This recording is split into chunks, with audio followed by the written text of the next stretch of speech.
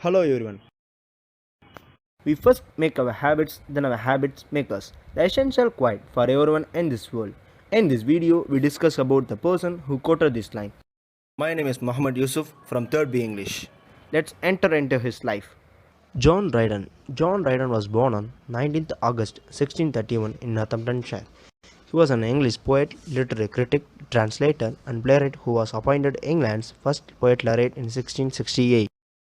He is seen as dominating the literary life of Restoration England to such a point that the period came to be known in literary circles as the Age of Dryden. He has a nickname Glorious John by Romanticist writer Sir Walter Scott.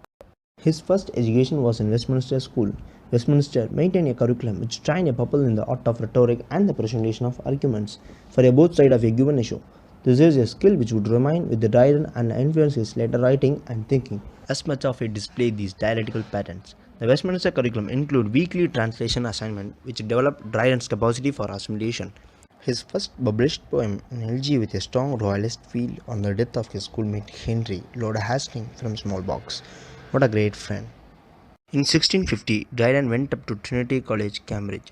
Here, he would have experienced a return to the religious and political ethos of his childhood. In 1654, he obtained his BA, graduating top of the list for Trinity that year. In June of the same year, Dryden's father died. Returning to London, Dryden obtained work with Oliver Cromwell's Secretary of State, John Turlough.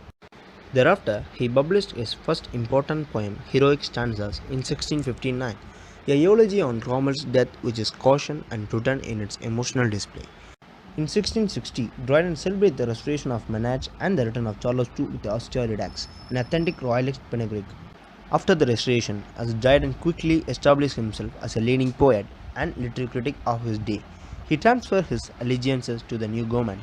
In November 1662, Dryden was proposed for membership in the Royal Society, and he was elected an early fellow. On 1st December 1663, Dryden married the royalist sister of Sir Robert Howard, Lady Elizabeth.